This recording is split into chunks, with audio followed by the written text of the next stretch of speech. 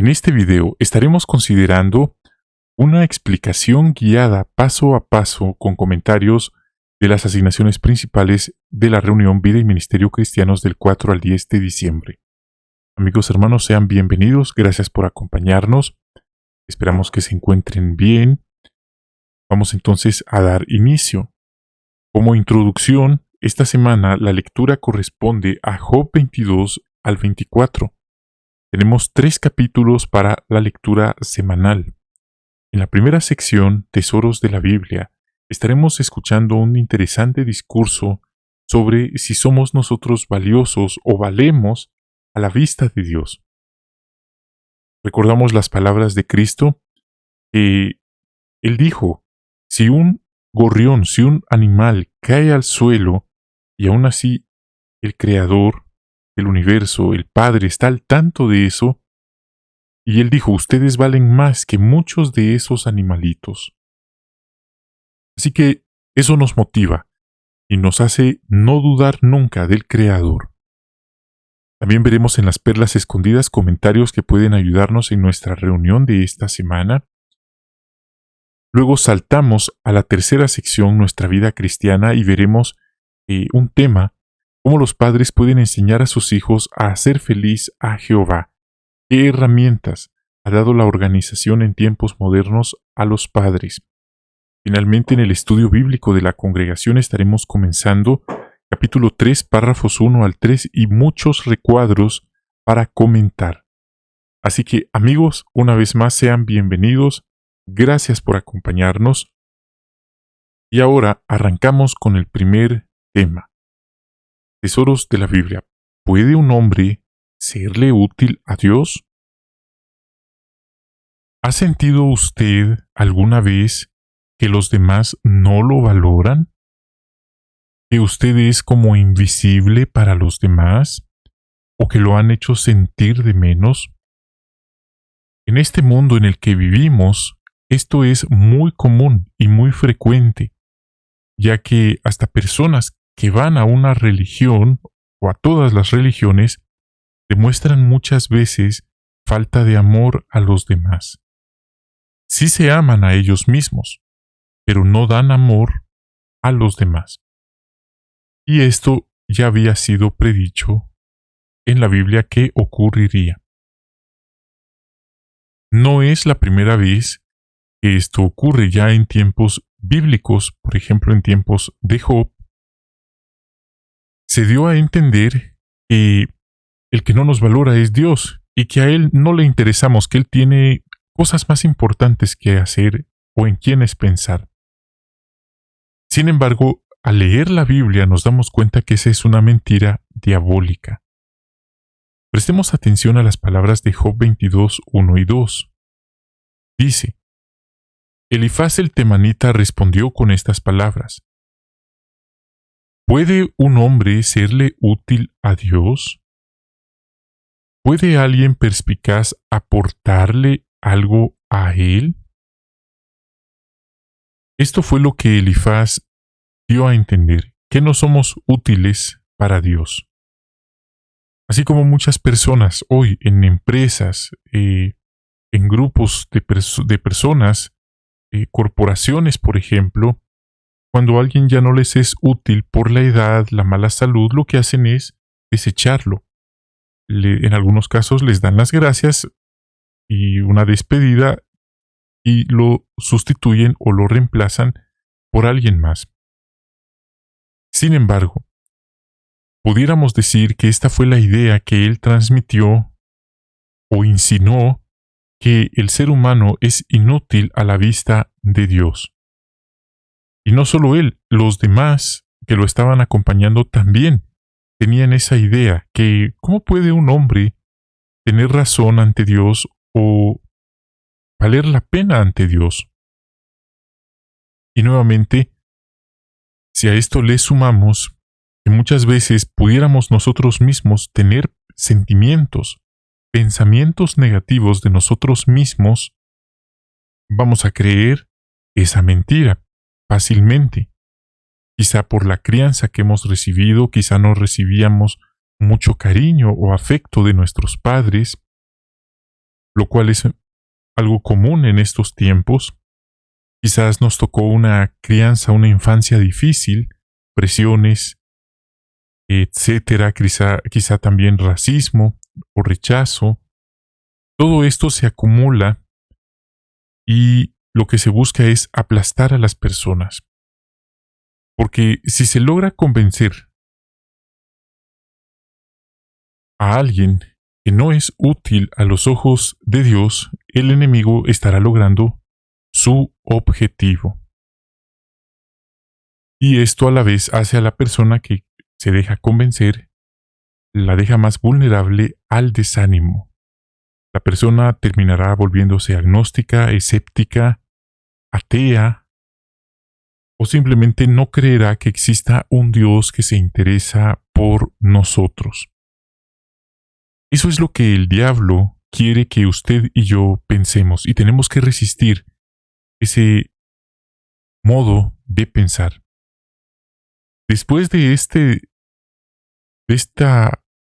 enunciado, de esta pregunta, Elifaz insinuó que a Dios no le importa si usted y yo somos justos.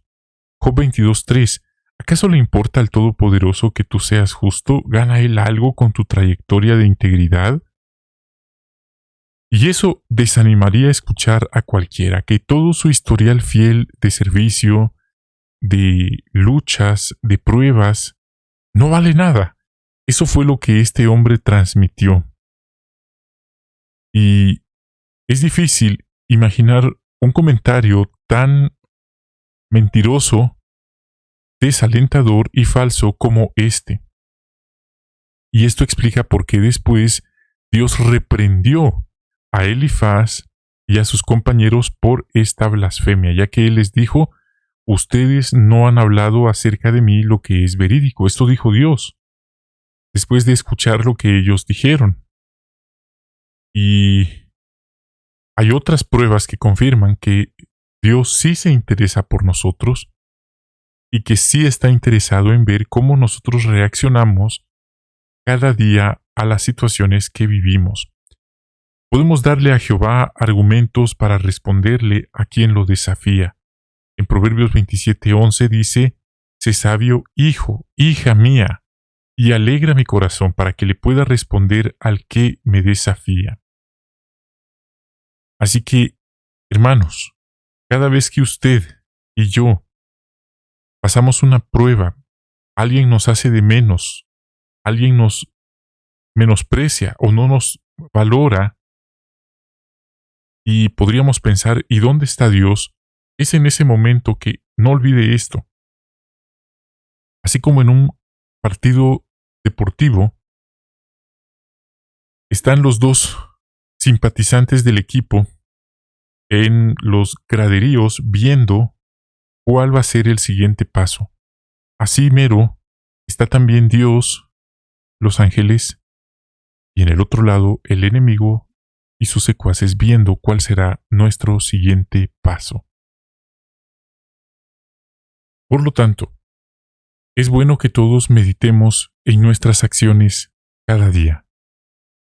De esa manera, no nos estaremos comparando con otras personas. No permitiremos que lo que digan o hagan otras personas cercanas a nosotros, compañeros de trabajo, vecinos, familiares, incluso algunos hermanos de la congregación, nos haga dudar del amor de Jehová. Por eso dice la Biblia: nada que hay en este mundo, ni invisible, ni físico, ni muerte, ni ángeles, ni poderes, podrá separarnos del amor de Dios que está en Cristo Jesús, ni la muerte. Así que, ¿cómo se siente usted al saber que usted puede ser amado y puede ser útil por el Todopoderoso? Bueno, no cabe duda, es algo que nos llena, algo que le da un propósito y un sentido a nuestra vida. Así que, hermanos, podemos meditar en esto, y es una información al tiempo apropiado. Debemos cuidarnos de estas mentiras diabólicas ya que si no le interesáramos a Dios, Él no hubiera enviado nunca su Hijo amado a rescatarnos del pecado y la muerte. No nos ofrecería un futuro, paz y esperanza. No nos ofrecería un nuevo mundo. No nos hubiera dado su palabra, la Biblia. No nos hubiera dado la oración. No nos invitaría a acercarnos a Él. Como dice Santiago 4:8. Así que, hermanos, de esto podemos sostenernos. De hecho, dijo nuestro Señor Jesucristo que nadie que ponga su fe y su confianza en Él será decepcionado. Así que, sigamos adelante. En vez de buscar complacer a las personas, busquemos complacer a Jehová. De esa manera, no vamos a ser del agrado de todo el mundo, quizá ni de todos los hermanos, pero sí de Jehová y de aquellos que están conforme a Jehová, a su voluntad. Bien, hermanos, este fue el discurso de esta semana. Gracias por acompañarnos. Quiero invitarlos a suscribirse, a dejar su like. Bendiciones de Jehová para ustedes y sus queridas familias. Ahora vamos a pasar a lo que son las perlas escondidas.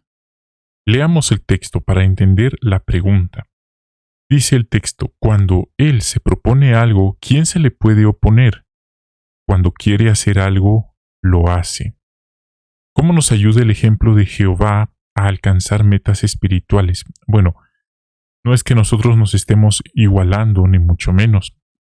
Pero aquí dice que Dios se propone algo y lo hace. Claro, Él es el Dios todopoderoso, nada es imposible para Él, pero hay un principio, y eso es que nosotros podemos, sí, tener metas. Eso es importante, tener metas para no estancarnos, por un lado. Por otro lado, tener un deseo intenso. Pensemos, cuando la tierra estaba sin forma, desierta, Dios se puso la meta, sí, de crear, de transformar. Él ya podía visualizar cómo sería una vez terminada. Una hermosa joya, un hermoso jardín en todo el espacio, que le traería gloria y honra a Él. De forma parecida, nosotros también podemos, aunque a lo que frente a nosotros sea algo desierto, algo sin forma, podemos visualizar nuestras metas, visualizar los resultados, los beneficios. ¿Cómo? Escribiendo. Podemos escribirlas, podemos revisarlas, orar todos los días y luchar por alcanzarlas. Ahora vamos a pasar a la segunda pregunta. Quiero invitarlos, por favor, amigos, hermanos, a que puedan suscribirse si aún no lo han hecho, compartan este video y los invito a dejar su like. Muchísimas gracias. Entonces, tenemos número 1. Job 22, 1 al 3. Aquí está hablando Elifaz, el falso amigo de Job, y él ahí plantea algunas preguntas como si un ser humano puede ser útil a Dios, si uno le puede aportar algo a Dios, que si acaso a Dios le importa lo que uno hace, si Él gana algo con que uno se mantenga fiel. Y esto, hermanos, es importante, nos enseña lo importante que es cuidarnos de las mentiras o ideas diabólicas que circulan por allí. Por ejemplo, aquí Elifaz dice que a Dios no le interesamos, que a Él le da igual si somos buenos o no. Si esto fuera verdad, como dice Elifaz, Dios no habría enviado a su Hijo amado para rescatarnos del pecado y la muerte. Tampoco nos hubiera dado la Biblia, la oración, el Espíritu Santo y la congregación, y sobre todo una esperanza para el futuro. Número 2. Job 22:2. Aquí menciona, ¿puede un hombre serle útil a Dios? ¿Puede alguien aportarle algo a Dios? El paso de los años y los problemas de la salud nos imponen limitaciones. Puede que ya no podamos predicar tanto como antes, ir a las reuniones presenciales tanto como antes, cuando éramos más saludables, jóvenes y fuertes. Pero con todo y eso es importante que reconozcamos que el diablo y sus demonios quieren que pensemos que ya no valemos, que lo que hacemos no es suficiente para agradar a Dios. tenemos que resistir ese modo de pensar. Número 3. El mismo texto nos enseña otro punto. Hoy día muchas personas albergan sentimientos negativos sobre ellos mismos, baja autoestima, inferioridad, etc. Quizás por la crianza recibida, las presiones de la vida o el hecho de haber sido víctimas de malas experiencias. Todo eso lo moldea a uno. Al diablo y sus demonios les gusta aplastar a las personas, a quienes toman las peores decisiones poniéndole fin a su vida por este tipo de sentimientos y emociones negativas. Si logran, el diablo y sus agentes, convencer a alguien que nada de lo que hace es suficiente para Dios, lo hacen más vulnerable al desánimo y con el tiempo la persona quizás se desvíe e incluso se aleje del Dios vivo. Por eso la Biblia en Hebreos 2.1 nos exhorta a prestar más atención para no caer en un desliz. Luego en 3.12 nos hace la exhortación de cuidar que no haya entre nosotros alguien con un corazón malo de incredulidad, que se aparte de Dios, sino animarnos unos a otros para que a nadie lo endurezca el engaño del pecado. Número 4. Job 22.3 hace mención que la pregunta que plantea Elifaz, que aparentemente tiene verdad, alguien podría pensar así, pero pensemos. Dice el texto, ¿acaso le importa a Dios que uno sea justo? ¿Gana él algo con que uno sea íntegro? Bueno, hermanos, recordemos esto. Jehová considera el amor leal, las buenas acciones que le mostramos a otros siervos, sí, de Dios, es como si se lo mostráramos a Dios.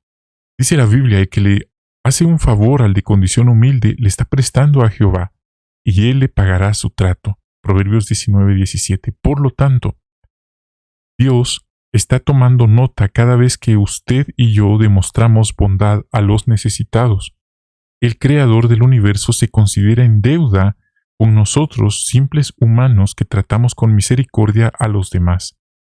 Él ve estos actos como préstamos que pagará con su favor y bendiciones, y esto nos motiva a seguir haciendo el bien, aunque otros no lo aprecien, no lo agradezcan. Jehová se complace. Entonces, este punto sirve para rebatir la pregunta que planteó Elifaz. Él dijo, a Dios no le importa. La respuesta es que sí, y mucho. Sí le importa a Dios. Número 5. Job 22:7 y 9. Dice el texto, ¿no le das alcanzado un trago de agua y le niegas pan al hambriento? Pero tú despedías a las viudas con las manos vacías y quebrabas los brazos de los huérfanos. Bueno, hermanos, estos versículos pueden ayudarnos a autoexaminarnos en cuanto a cómo nosotros vemos lo material. Por ejemplo, pudiéramos preguntarnos, ¿me cuesta ser generoso con los demás, con los necesitados? ¿Soy tacaño? Sin duda, nuestra respuesta revelará la clase de persona que realmente somos. Mire, lo espiritual no tiene precio y es lo más importante, pero ahora el nuevo folleto que estaremos usando para las asignaciones estudiantiles, una obra de amor, muestra que también podemos dar ayuda práctica. Claro, no somos beneficencia, pero si miramos a alguien necesitado, tenemos dos opciones. Cerramos nuestra mano siendo indiferentes, insensibles, volteando a ver a otro lado, o podemos pasar a la acción. Y esto demuestra si somos generosos o tacaños. Número 6. Job 22:21 nos enseña la importancia de estudiar la Biblia y practicarla. ¿Por qué? Porque el texto dice que conoce bien a Dios y estarás en paz, entonces te vendrán cosas buenas. Hermanos, la Biblia, al estudiarla hay que practicarla, y las palabras de Elifaz, aunque él tenía un mal entendimiento, en este caso tenía una verdad. Este mundo no reconoce que las personas no pueden tener paz en sí mismos y disfrutar de prosperidad hasta que primero se familiaricen con Dios y lleguen a conocer su voluntad y entren en relación pacífica con Él a la manera de Él. Número 7. Job 22:22. El texto dice, acepta la ley de su boca y guarda sus palabras en tu corazón. Esto nos recuerda algo muy interesante. Muchos tienen la Biblia instalada en el teléfono. Otros tienen la Biblia en papel en la librera o biblioteca. Otros la tienen a la par de la cama en una mesa de noche, otros la llevan bajo el brazo, otros en la mente, pero no cualquiera tiene la Biblia en el corazón. No olvidemos eso. Hasta los ateos, hasta el diablo conoce de la Biblia. Pero no cualquiera tiene la palabra de Dios en el corazón, porque si está en el corazón, la practicaremos, la obedeceremos. 8. Job 23, 3 al 5. Estoy parafraseando el texto. Ahí Job dice, aquí ya entra en escena Job y él dice, ojalá supiera dónde encontrar a Dios, entonces iría a su lugar de residencia, presentaría mi caso ante él y llenaría mi boca de argumentos. Lograría saber lo que él me responde y tendría en cuenta lo que él me dice. A veces encontramos personas muy consternadas, muy afectadas por todo el sufrimiento que hay en el mundo, y es comprensible. Y este texto puede permitirnos, puede ayudarnos a tener una conversación con personas razonables, personas que quieren escuchar la explicación que da la Biblia. Ahora, alguien solo quiere debatir, mejor no, gracias. Pero hay quienes, repito, han quedado muy afectados al ver el sufrimiento que hay en el mundo. Por ejemplo, los conflictos actuales entre los países. ¿Cuántos inocentes han sufrido de maneras indecibles por todo lo que está ocurriendo? Y muchos se preguntan, ¿dónde está Dios? Si algún día viene Dios, tendrá que responder por qué permitió todo esto, por qué lo hizo. Sin embargo, el punto, hermanos, Job también se hizo esas preguntas.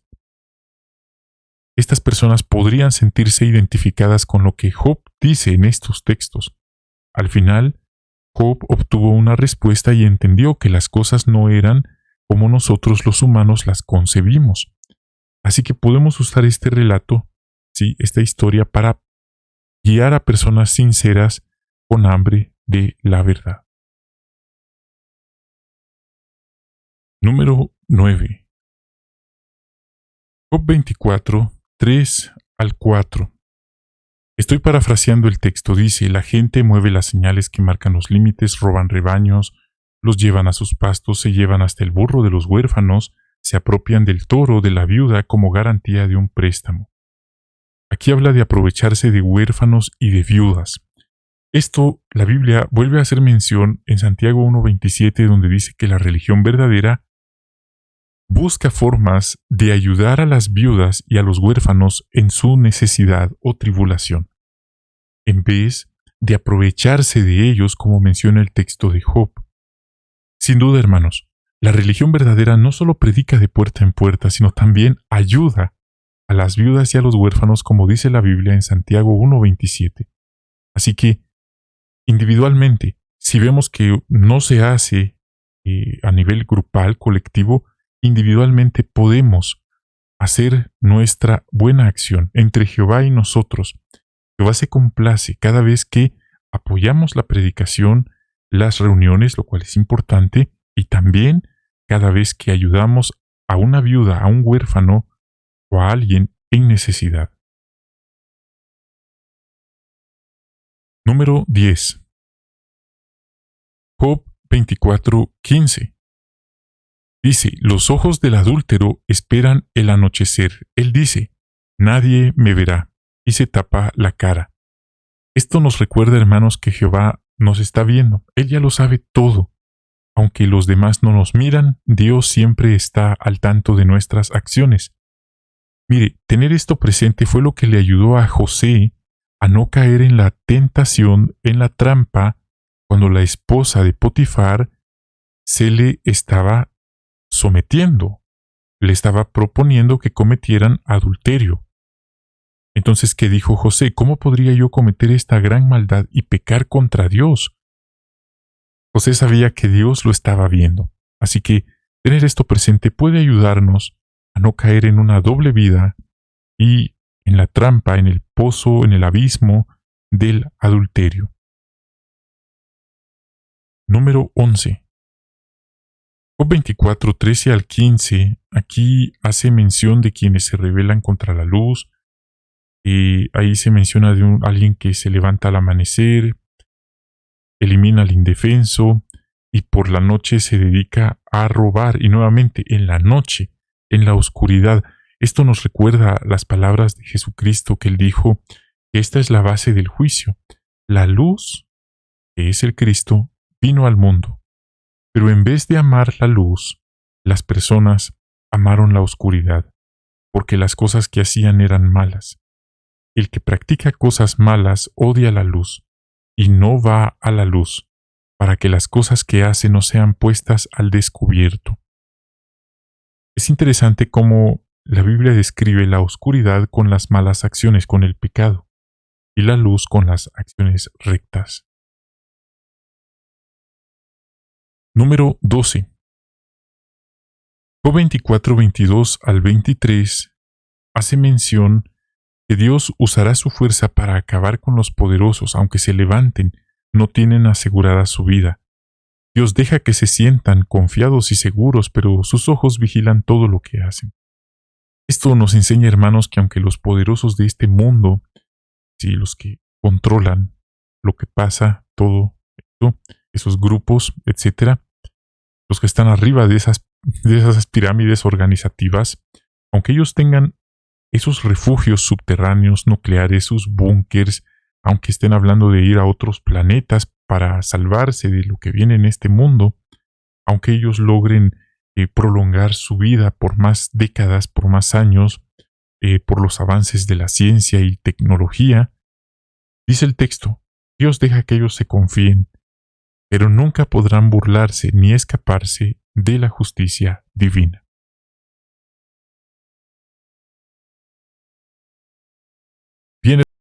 Bien, hermanos, estos fueron algunos de los comentarios de las perlas que encontramos en la lectura de esta semana. Después de estos comentarios, vamos a pasar a la sección Nuestra vida cristiana con el tema Padres, enseñen a sus hijos a hacer feliz a Jehová. Este es un análisis con comentarios, respuestas extraídos de un video que se presentó hace ya algunos años en una asamblea regional titulada No se rinda. Este segmento lleva por tema Padres, enseñen a sus hijos a hacer feliz a Jehová. Y incluye también un video. Para Jehová los jovencitos son un tesoro, menciona la introducción. Él observa el progreso espiritual de ellos, pruebas y sacrificios que por lo general los demás desconocen, pero él está al tanto. Y eso es muy importante. Muchas veces los niños pequeños dan un buen ejemplo a las personas grandes. Entonces, después de ver el video, la primera pregunta dice, ¿cómo les ha dado Jehová ayuda y consejos a los jóvenes a través de los años? Bueno, en primer lugar, ha dado la Biblia. Sin embargo, en tiempos modernos, en 1978, hubo una asamblea internacional titulada Fe Victoriosa, y ahí se presentó un libro muy famoso. Aquel libro amarillo de pasta dura que quizás usted recuerda, el libro de historias bíblicas. Otro comentario. Antes de este libro, la revista Atalaya publicó algunos artículos que sirvieron de base para el libro Escuchando al Gran Maestro. Luego, en el 2003, se hizo una actualización y se publicó el libro Aprendamos del Gran Maestro.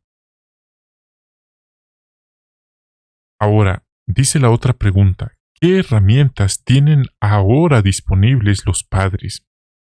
Bueno, aquí vamos a dar varios comentarios. Por ejemplo, en 2006 la revista Despertad empezó a publicar actividades y adivinanzas para niños de varias edades, y en JW se han incluido fichas de personajes bíblicos, juegos, historias bíblicas ilustradas, actividades para colorear y las secciones Mis primeras lecciones de la Biblia para niños pequeños y otra sección llamada De padres a hijos.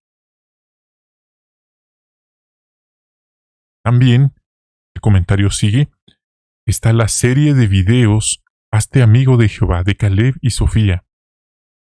Otro comentario. A principios de los años 1970, se publicaron artículos para ayudar a los adolescentes en esa etapa transitoria. Y en 1976 el libro Tu juventud, aprovechándola de la mejor manera. Luego en el 89 y 2008 el libro Lo que los jóvenes preguntan, respuestas prácticas. Hasta se llegó a publicar un volumen 2.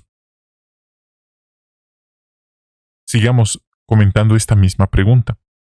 Otro comentario. En Internet se ha publicado el folleto Respuestas a 10 preguntas de los jóvenes. Otro comentario.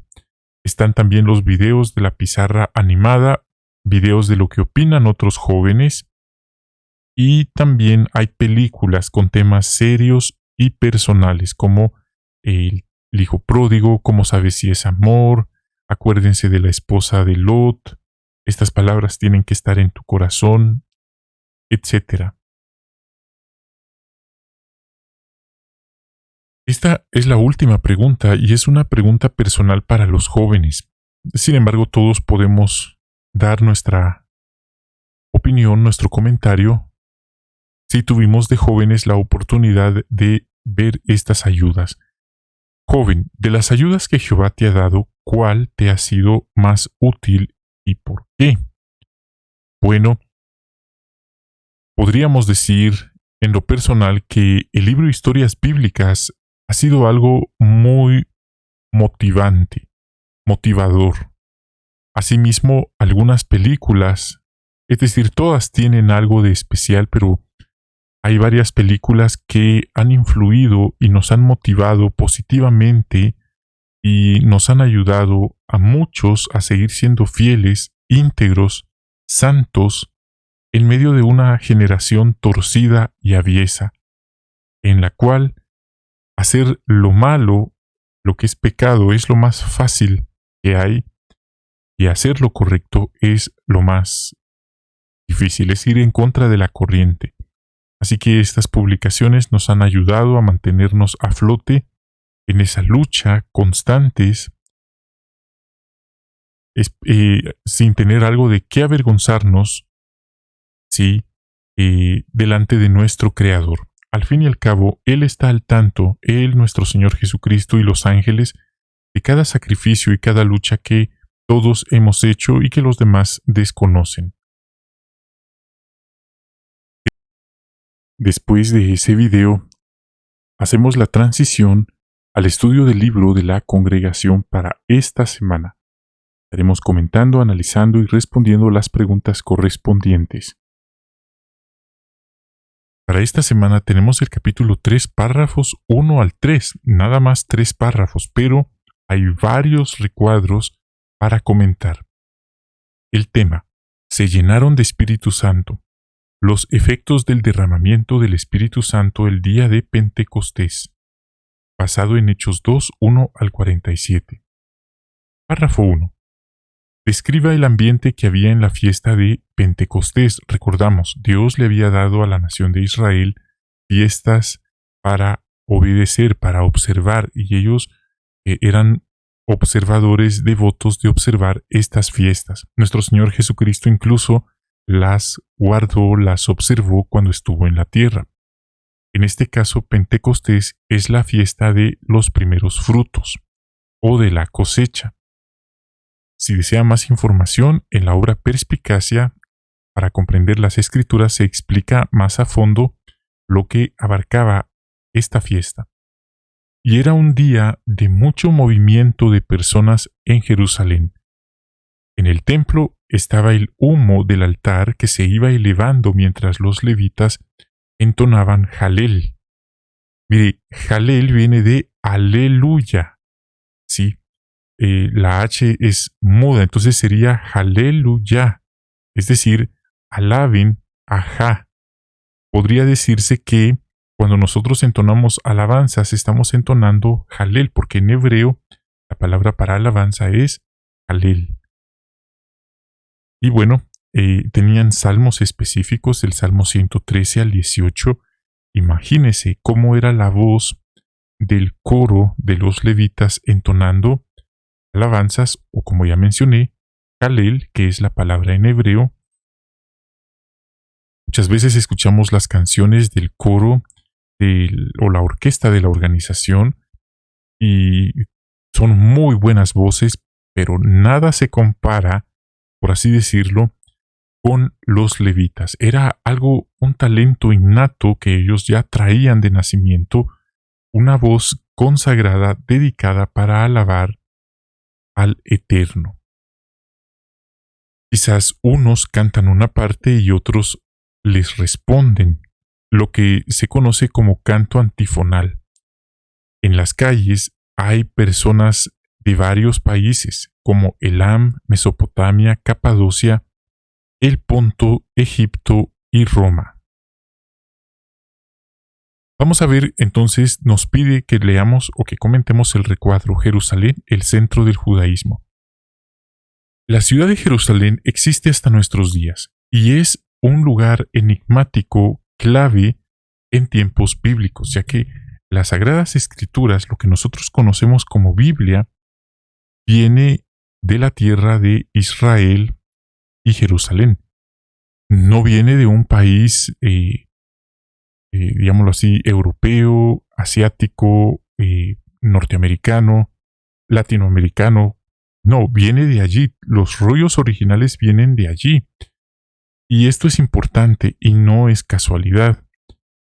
Esto se remonta incluso a tiempos del rey David, cuando él conquistó la fortaleza que había en la cima del monte Sión, y alrededor de ella creció Jerusalén, que se convirtió en la capital del antiguo Israel. Cerca del monte Sión está el monte Moria. ¿Qué pasó en el monte Moria? Allí fue donde Dios le dijo a Abraham, puso a prueba a Abraham, ¿sí? Y él iba a ofrecer a su hijo Isaac. Finalmente Dios le dijo que no lo hiciera. Pero en ese lugar donde iba a ocurrir esta acción se le conoce como Monte Moria.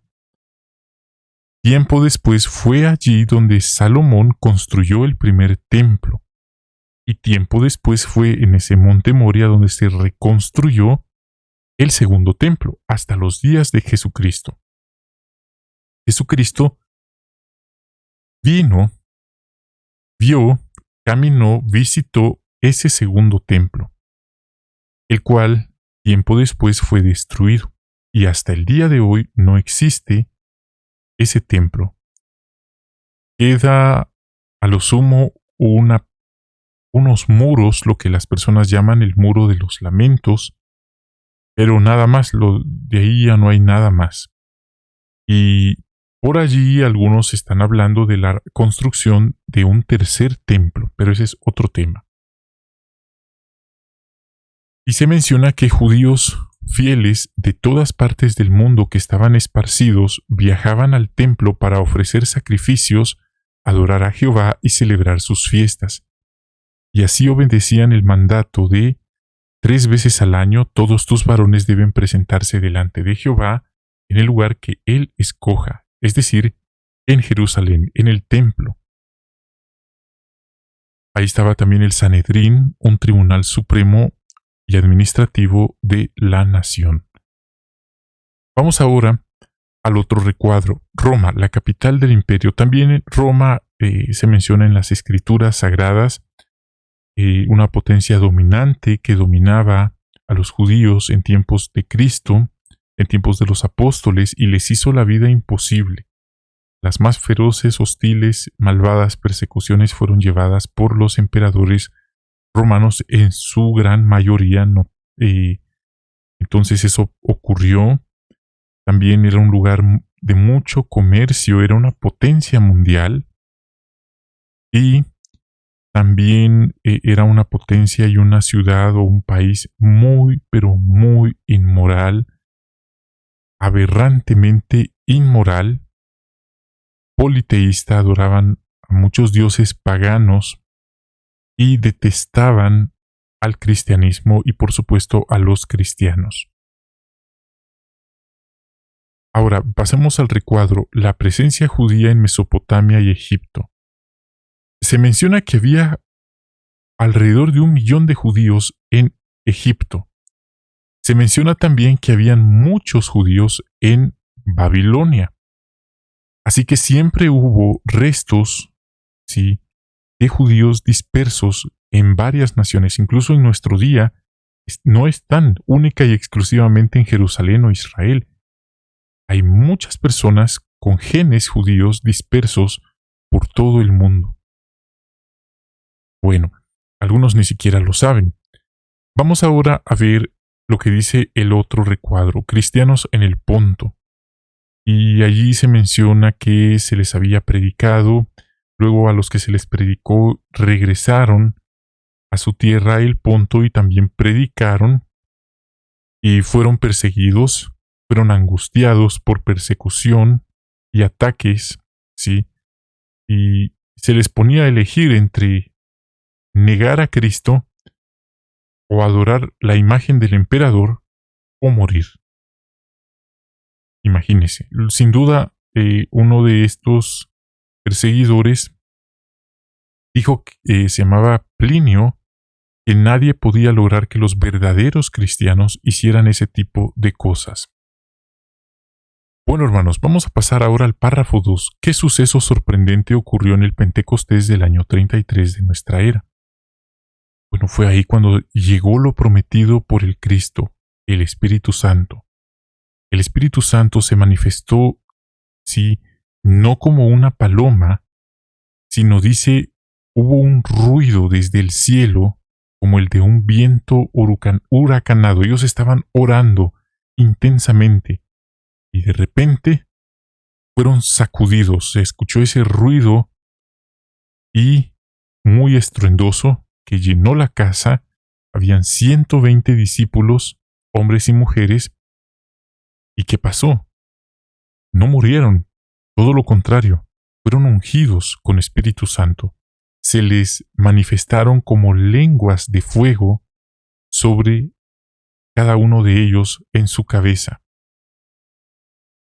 Qué emocionante suceso. Generalmente cuando alguien es ungido por Espíritu Santo, estoy hablando en tiempos modernos, no se habla que haya una lengua de fuego, que haya una manifestación sobrenatural. De hecho, hasta se nos recomienda no preguntarle a alguien que participa de los emblemas que cómo sabe que recibió esa unción o ese llamamiento. Se recomienda no hacer esas preguntas, pero llama la atención que en el siglo I hubo una manifestación inequívoca de que ellos eran, sí, ungidos con Espíritu Santo, sí o sí, era algo inequívoco. No era algo tanto que ellos dijeran que eran, sino que era tan palpable, tan visible y evidente. Otro comentario. Los discípulos se llenan de Espíritu Santo y comienzan a hablar en otros idiomas. ¿Y qué pasa? ¿Para qué?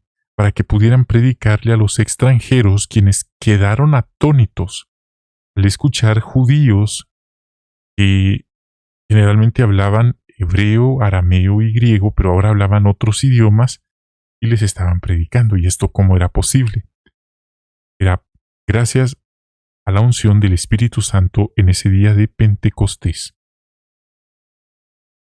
Podemos ver cómo el Espíritu Santo se manifestó, cómo ellos lograron hablar en lenguas, y muchos hemos visto religiones, iglesias, donde dicen ellos que hablan en lenguas, se tiran al suelo, sacan espuma por la boca, están casi que convulsionando en el suelo, traban los ojos y dicen muchos sonidos que ni ellos entienden. Pero estamos viendo que esto no fue lo que pasó cuando el Espíritu Santo llegó sobre los 120 discípulos. Todo lo contrario. Hablaban en lenguas que los demás les entendían, no en el relajo, en el espectáculo que se observa en muchas religiones en tiempos modernos. Párrafo 3. ¿Por qué fue el Pentecostés del año 33 un acontecimiento histórico en la adoración pura? Bueno, porque fue la fundación del Israel espiritual, dice el párrafo, la congregación de cristianos ungidos, y hay más. Ahora, vamos a hacer una pausa. Algunos hermanos han preguntado, y no solo algunos hermanos, incluso algunos estudiantes de la Biblia y algunas personas que han conversado con nosotros. Oiga, ¿y qué pasa con el Israel físico, el Israel literal? ¿Qué pasa con los judíos? ¿Qué plan tiene Dios para ellos? Porque la Biblia, incluso Jesucristo, fue judío, él nació allí, él no viene de Europa, de Asia, de Estados Unidos, de Latinoamérica, él fue judío. La pregunta es, ¿qué pasa con Israel? Bueno, hermanos, esa es una muy buena pregunta y merece una verdadera respuesta basada en la Biblia. Y es que, como nosotros decimos, ¿qué enseña realmente la Biblia? Bueno, la respuesta está en la Biblia directamente. Y también la organización lo ha publicado. Si usted desea más información, puede ver el libro Razonamiento en la entrada, Judíos, y ahí se explica. Y si quiere ver explícitamente qué dice la Biblia, es más, preguntémosle al apóstol Pablo. Allí está. Él responde esta pregunta en el capítulo 11, en todo, comenzando en el versículo 1, capítulo 11, en la carta la carta a los romanos. Allí encontramos respuesta porque, curiosamente, hay algunos hermanos, y esto es comprensible, este es un tema que casi no se menciona, no mucho se menciona. Y hace algunos días, algunas semanas, hablábamos de profecías que están en la Biblia que no son muy conocidas. Allí se menciona una de esas profecías. ¿Qué plan tiene Dios? ¿Qué va a hacer con ellos? ¿Será que ya los desechó de una vez y ahora hay un reemplazo? ¿Qué dice la Biblia? Y por supuesto, ahí está lo que la organización ha publicado en el libro Razonamiento. Y cómo es que ahora este arreglo, este plan, ya no es solamente para un pueblo, sino para las naciones. Entonces podemos hacer como una tarea, repasar el capítulo 11 a los romanos, y ahí está la respuesta que da el apóstol Pablo. No me lo estoy inventando yo, en la Biblia, en todas las Biblias. Entonces, si ya sabemos la respuesta, fabuloso. Parte B. ¿De qué manera usó Pedro una de las llaves del reino en Pentecostés? Bueno, aquel mismo día, un poco más tarde, Pedro habló ante una multitud. Y así usó la primera de las 3 llaves del reino con las que les abriría oportunidades especiales a distintos grupos de personas. La primera llave haría que judíos y prosélitos fueran ungidos. Y esto es interesante, ya que según la organización nos lo ha enseñado, se ha interpretado, se ha entendido, todos los cristianos que hubo en el primer siglo eran ungidos, eran de esperanza celestial. Quizá podríamos meditar en eso y vamos a encontrar un punto muy interesante que muchos desconocen o no se han dado cuenta. Incluso en tiempos del hermano Russell, allá en 1870, principios de 1900, también la gran mayoría de hermanos, si no es que todos, tenían la esperanza celestial. Luego entró en escena el hermano Rutherford, quien dio el entendimiento, él así lo entendió, que eran nada más 2 esperanzas, una celestial y una para estar en la tierra. Y bueno, hasta el día de hoy. Entonces, ahí cerramos ese paréntesis. De este modo sería el siguiente comentario: se convertirían en miembros del Israel espiritual. También Israel espiritual se menciona en la Biblia. También el apóstol Pablo en la carta a los Gálatas explica sobre quiénes son verdaderamente descendientes de Abraham. Y eso también es importante entenderlo, ya que imagínense, tenemos una conversación con alguien que también lee la Biblia y quiere saber sobre estos temas, ¿qué le responderíamos? Le diríamos solo, vaya al sitio, ahí está la respuesta.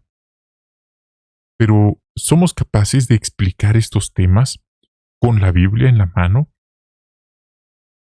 Entonces, ya comentado eso, esa oportunidad del llamamiento celestial se le abriría a samaritanos gentiles, es decir, a los que no eran ni judíos ni prosélitos.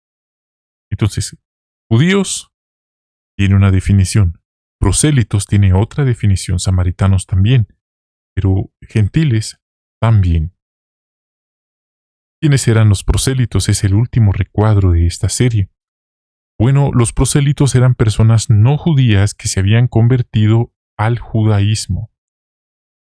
Se les consideraba judíos porque habían aceptado al Dios de Israel y también obedecer la ley mosaica, observar todas las fiestas del Eterno, y habían abandonado a sus dioses falsos, como cuando Ruth le dijo a Noemí, tu Dios será mi Dios, y estuvo dispuesta a dejarlo todo por continuar con su amiga.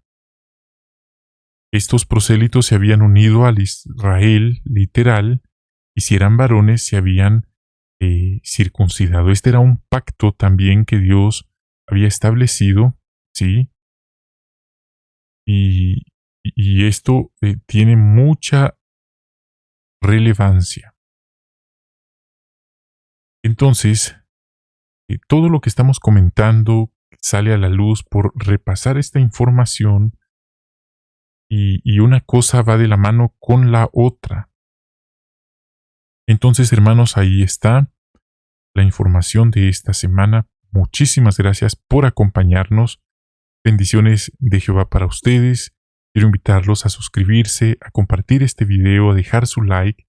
Les envío un gran abrazo a la distancia. Que tengan un bonito día y hasta la próxima.